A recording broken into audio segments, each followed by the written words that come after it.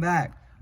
My name is King Thomas, I'm Cole Worth. and today we'll be talking about pole vault, obviously, because this is the Pole Vault Secret, episode 2. Yes, sir. But today we'll be talking about takeoff and inversion. That we will. Yes, sir. Okay, so, little recap of last time. We talked about the run up, just like how to run up and go. The approach. But this week we have some papers that Rick Addick gave me when I went to the camp that kid got too scared to come to. Yeah. And it's got like pole vault drills and It's a whole bunch of stuff it teaches you. this one's Ton of drills. stuff. Well, this is for our viewers on the Yeah. screening thing. But to those that aren't, it's like technical objectives of pole vault. So it teaches you how to the approach, the grip and carry, the plant, the takeoff, follow through, swing up, invert through, release, and clearance. Yeah. Clearance meaning you over the bar. And when you go to these camps, you like take notes on. It's like he's like a teacher and he gets in front of the whole class and he like teaches you everything in this book. Yeah, it's pretty neat. I mean, wish I went, but I didn't. So Yeah, I've done every single drill on here and they all work very good. and that's the this is the Pole Vault University Pole Vault drill list. So this is the list. It's got a whole bunch of stuff. You can look. Is it also online?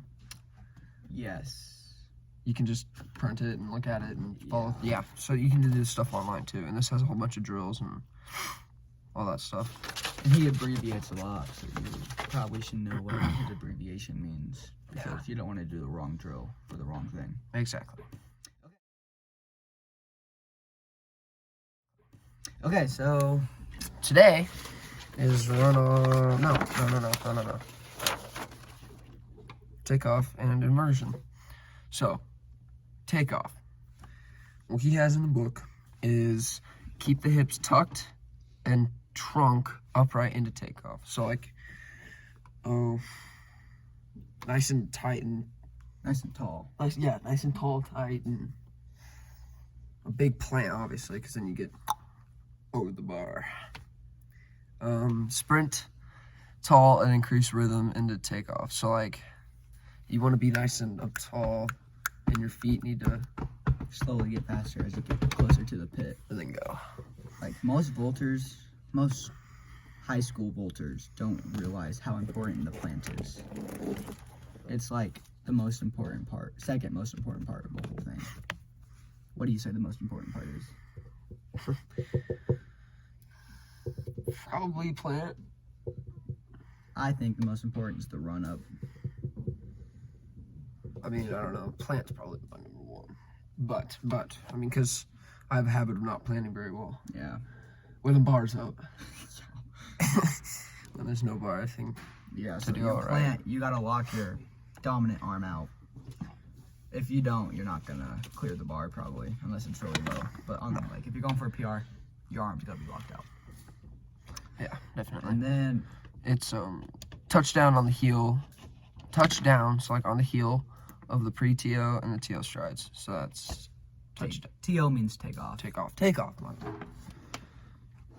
So like touchdown on the heel. So like your feet on your heel, and then on the pre of the it's like before the takeoff, and on the strides, your heels.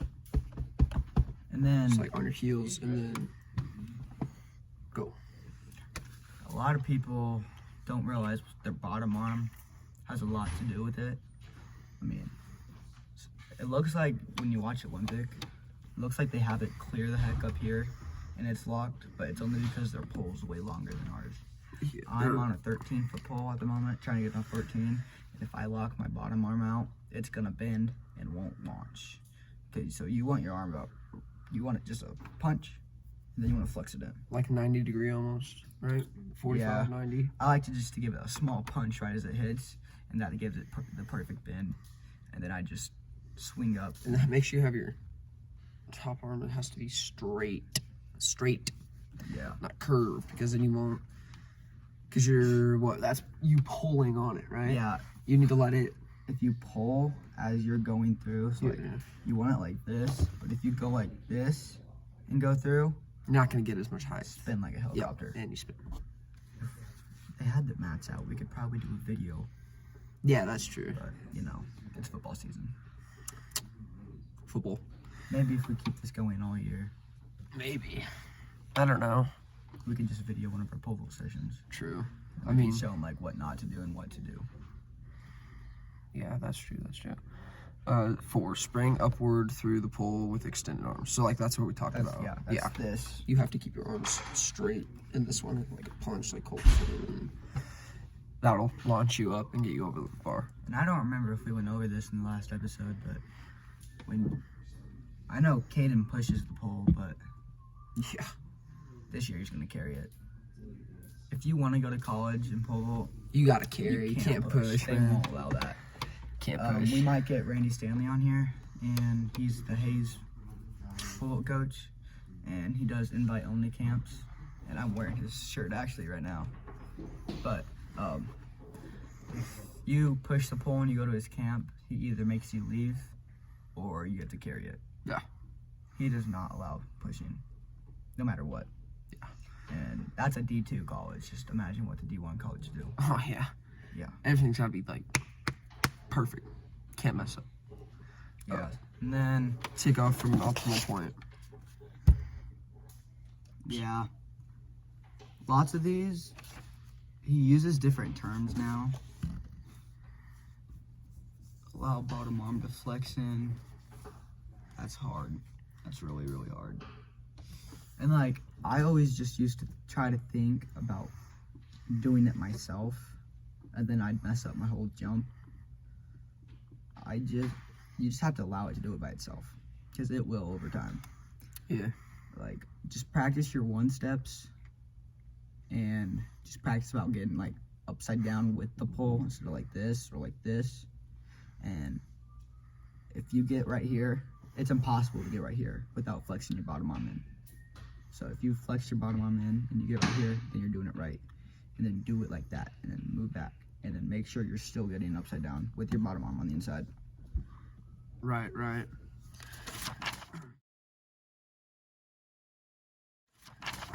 Now we talk about invert through release. Continue rowing motion, then close off with top arm. So, So the close off is like, lots of people, no, put it down.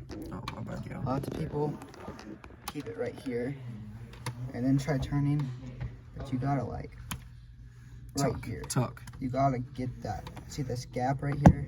There's a gap. You gotta close it off all the way, and that's what gets you perfectly even with the bar. That's what a close off is. What's next? It would be drop the shoulders and extend the trunk and legs upward. So that's when you're completely upside down. So let's say, hold this for me. Let's say you're upside down and you're completely up at the pole. Dropping your shoulders is just simply, I like to think about just doing this. It's just from right here to right here. It's just this. It Yeah. sounds a lot more, it sounds easier than it is. It's really hard to get into your midair, but Yeah, that's because you true. freak out because you're completely upside down. And once you kind of You get just it, allow yourself just to look backwards, really. allow the bottom arm to flex in when the pull extends. Very important. Definitely. Because if we can get some of my videos on here, I have Oh yeah, you can edit the it in. most definition of how not to do that. Because when I pole vault, or I used to, my 8th grade season, I would like take it and both arms locked, and I'd be like this instead of like this. So I couldn't get inverted. And like, it was bad. And every once in a while when I'm still jumping, I do that. And my dad gets really mad. So you gotta let that flex in. Definitely. And you'll know when you're doing it. Because then you're like, the pole's like this and you're flagging off. Because your bottom arm's locking. And so once you flex in, that allows you to go like this, if you know what I mean. It's kind of hard to explain without actually like having Yeah, or something like in your hand. a video. Here, you keep talking. I'm gonna go try to find something. All right.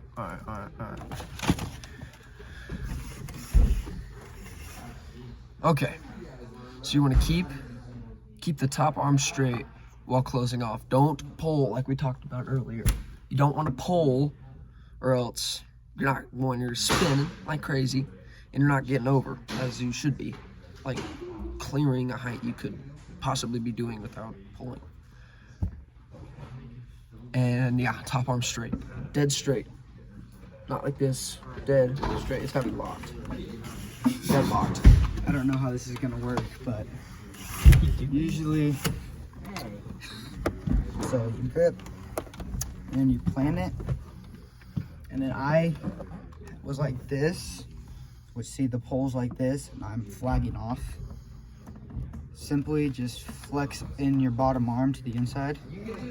I was right here, you just gotta flex it in, and you're even with the bar, so it's just like, and flex it, keeping your mind. And you're even with it. It's, again, it's more, it sounds a lot simpler than it actually is. It took me 2 pole vault sessions to get it, 2 3-hour pole vault sessions to get it. Yeah. Let's just say those 2 were a struggle. Yeah. Well, I talked about number 4, so you got to keep your top arm straight, Yes. not pulling. And he'll actually get you in a pool there. They have a really nice pool at Washburn. And you can do this at any pool. And you get on the side and you go underwater where your arms are like this. And you just jump and row and keep your arms straight. And you'll finish like this, and your top half will be above water. It's like you grab the side and you just row. But you can't go like this. You keep it long. Right. And then the last one is wrap the lead knee, my bad. I think, right? Lead knee. Wrap the lead so knee that would be around the top hand while inverting. So like when you're up. So this is when you're completely upside down. Yeah. And that's where you start to turn. So you're like this. So right hand vaulters, the lead knee would be your right leg. Left hand vaulters, the lead knee would be the left leg. So if you're right-handed, you take your right leg, and you just wrap it around your top hands and your turn. Left-handers, you take it and you just wrap your left hand around leg around your left leg, right leg. Oh my gosh. Take your left leg, wrap it around your right leg, and then your turn. Yep. And turning is probably the easiest part to catch on to. Definitely. Because I got that in 30 minutes, maybe, if that. Yeah, and I can. And turning changes your vault so much.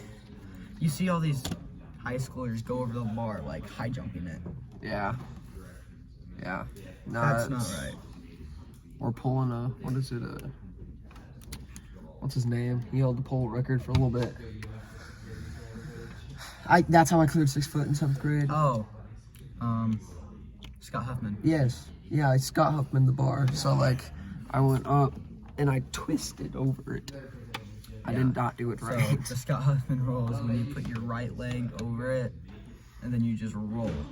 Yeah, not what you're supposed to do. Yeah. But yeah, that's it, I think. Yeah, that's pretty much it. And pretty soon we're gonna get Mark Brault on here. He's at Jamestown, right? Jamestown, Kansas. It's down there by Concordia. It's about 3 hours away. 3 hours from Quinter. And he has a pole vault place. It's indoor. He has every pole you're gonna need. Oh, they have tons of poles. Like, The walls are lined. you can rent them, you can buy them, right? Yeah. Yeah, But they're nice. you can go rent them and then trade them out for another pole once you're too big or it's not working or something. So yeah, go down there sometime, check him out. He's really helpful. Yep. And we're gonna do a Zoom call with him sometime. Hopefully soon. I think that's it. Thanks, folks. See you next time. See you.